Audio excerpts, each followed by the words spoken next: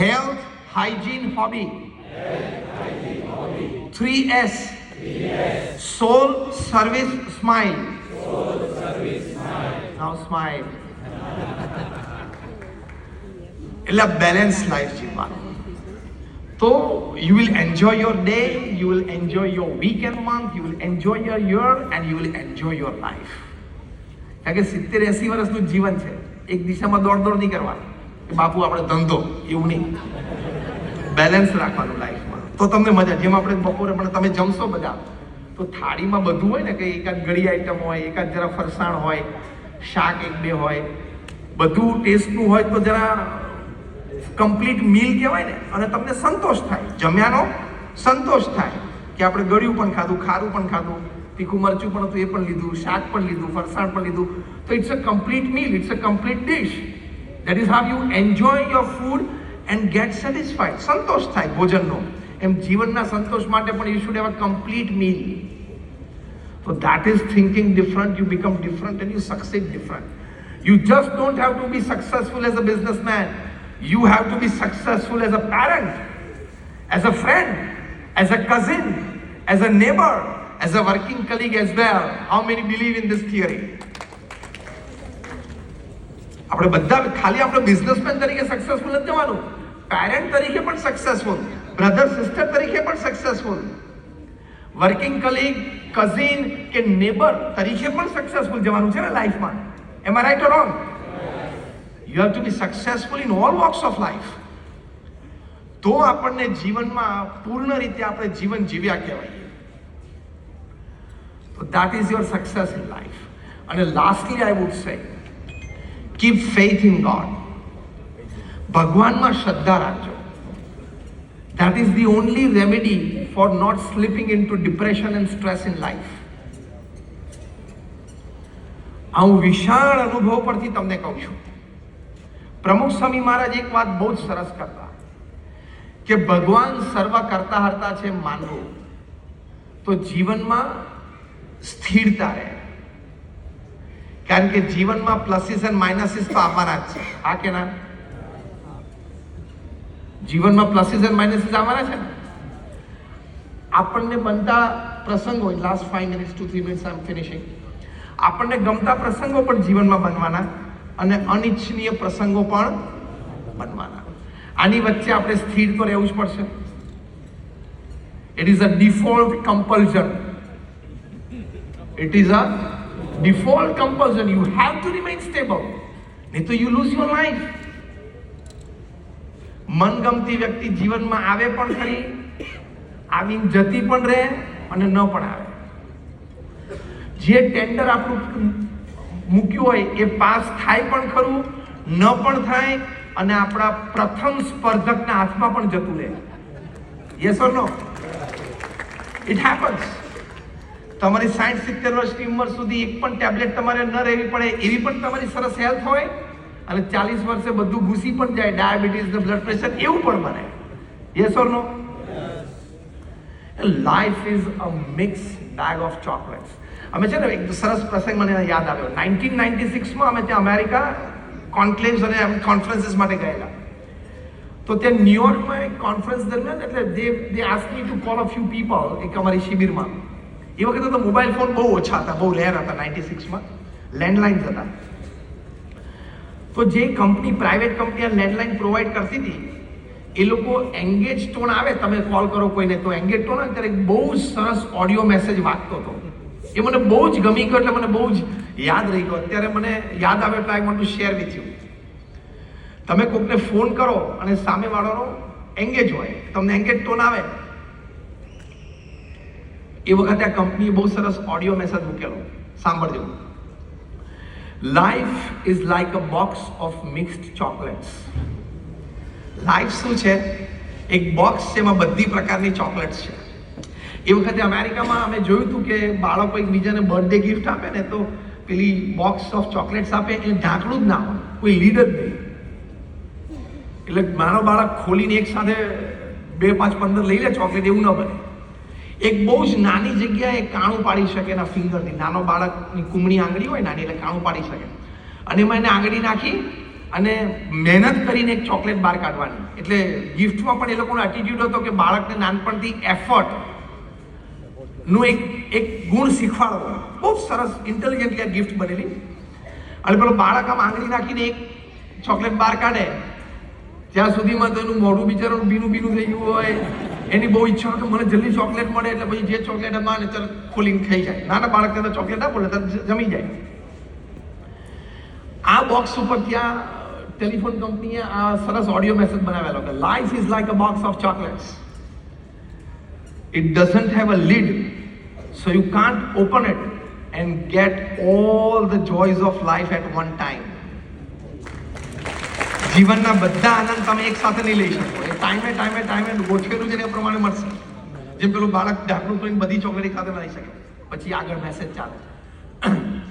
Every morning you have to put an effort for joy. રોજ સવારે આજના દિવસના આનંદ માટે સવારે એક એફર્ટ તો તમારે કરવો પડશે. Third line, you put your finger inside and you get a chocolate. હવે સાંભળજો, most important message of the whole audio message. You put your finger inside and get a chocolate.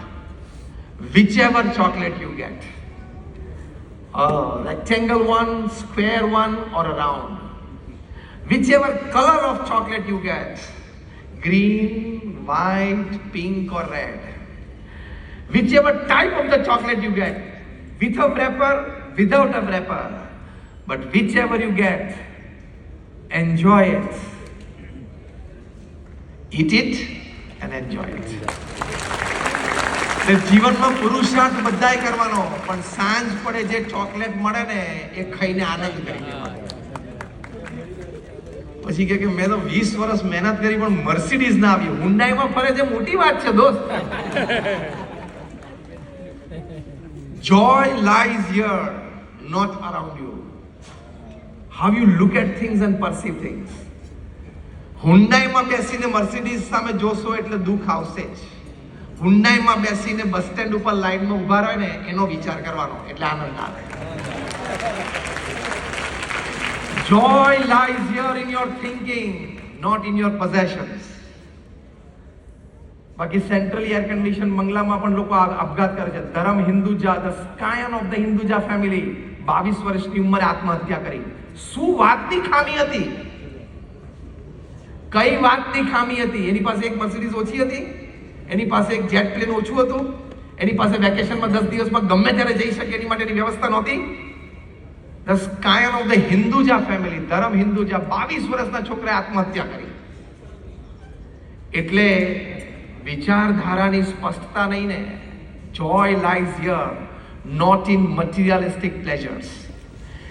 આ વાત તમને ભગવાનમાં શ્રદ્ધાથી પ્રતીતિ આવશે કે જીવનમાં જે કંઈ થાય છે ભગવાનની ઈચ્છાથી થાય છે. એટલે તમે ડિપ્રેશનમાં કે સ્ટ્રેસમાં ક્યારેય ના જાઓ. જો અર્જુન કુરુક્ષેત્રના મેદાન ઉપર સિવિયર સ્ટ્રેસમાં આવી ગયા, I cannot fight my elders, I cannot fight my gurus. એ વખતે ભગવાન કૃષ્ણ એને સ્ટ્રેસ અને ડિપ્રેશનમાંથી બહાર લાવવા માટે શું કર્યું? અત્યારે મોડર્ન ડે બધી ટેકનિક્સ એપ્લાય થાય છે, બધા સ્ટ્રેસ મેનેજમેન્ટ ગુરુઝ ને એન્ટી ડિપ્રેશન પિલ્સ, બધું ખોટું. કારણ કે those things are watering the leaves and watering the branches, not watering the roots. You have to water the roots. એ અહીંયા છે. ભગવાને આપણામાં ઇનબિલ્ટ સિસ્ટમ આપી છે ડિપ્રેશન અને સ્ટ્રેસમાંથી બહાર આવવા માટે. Strong thought process and a strong emotion. Krishna ભગવાને અર્જુનને એ શીખવાડ્યું. અર્જુનને કીધું કર્મણ્યવાધિકારસ્તે મા ફલેષુ કદાચન. Your job is to perform your duty well. અત્યારે તો ડ્યુટી ઉપર છું. You are a warrior. અત્યારે યુદ્ધ મેદાન છે, યુદ્ધ છે. તારો ધર્મ છે કે યુદ્ધ કરવું. ડુ યોર ડ્યુટી વેલ, તો તમે ડિપ્રેશન સ્ટ્રેસમાંથી બહાર આવી જશો. બીજું કીધું મન મના ભવ, keep your mind engrossed in me. અત્યારે તારું માઇન્ડ દ્વિધામાં છે.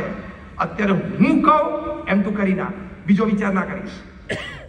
એમ આપણા સિનિયર્સ હોય, એડવાઇઝર્સ હોય, એનો એક્સપિરિયન્સ ટૂંકમાં જેને માથે થોડાક ધોળાવાર થઈ ગયા હોય ને, ધોળી દાઢી થઈ ગયા, થોડો અનુભવ લેવો. કે ના ના મારા ફાધર તો ખાલી બીકોમ છે અને હું London school of economics LSE માંથી ગ્રેજ્યુએટ થયો છું, પણ તો હજી કાચું બચ્ચું છું. આને 20 વર્ષ જોયા છે, દિવાળી વધારે જોઈ છે અને ફટાકડા વધારે પડ્યા છે. બે બસ પેલું જુદું નહીં પાડવાનું.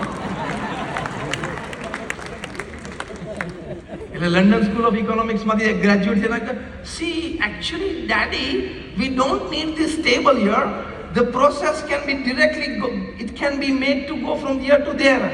તું શાંતિ રાખ, તું પેલા 5 વર્ષ કાઢ, એટલે આ ટેબલ જોઈએ કે નહીં જોઈએ પછી ખબર પડે, સજેશન પછી કરવાનું. કેવું નટું ભાઈ? અને ત્રીજી વાત ભગવાન કૃષ્ણે અર્જુનને કરી, એક કર્મણ્યવાધિકારસ્તે, બીજું મન મના ભવ, અને ત્રીજું કીધું તરતિ શોકમ આત્મવેદ. Believe yourself to be the soul and not this body. This body is perishable. આ 70-80 વર્ષનો ખેલ છે. તું તારી જાતને આત્મા માન, સોલ માન, તો તું આ સ્ટ્રેસ અને ડિપ્રેશનમાંથી બહાર નીકળી જઈશ. અને અર્જુન ડીડ ધેટ. બાકી મોડર્ન ડે ટેકનિક્સ તો તમને શીખવાડશે. એમાંથી એક કૃષ્ણ ભગવાન અર્જુન ઉપર એપ્લાય કર્યું. મોડર્ન સ્ટ્રેસ મેનેજર્સ હોય છે અને ડિપ્રેશન મેનેજર્સ હોય છે ને, કે પેઇન્ટ યોર ઓફિસ ગ્રીન. તો ભગવાન કૃષ્ણએ અર્જુન પાસે આખો ચેરિયોટ ગ્રીન કરાવેલો.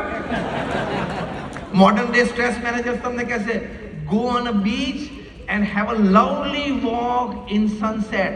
તો કુરુક્ષેત્રના મેદાનમાં જે સનસેટ ઉપર લઈ ગયા હતા ભગવાન કૃષ્ણ અને રથને. આ એ બધી વાત છે ને સુપરફિશિયલ છે.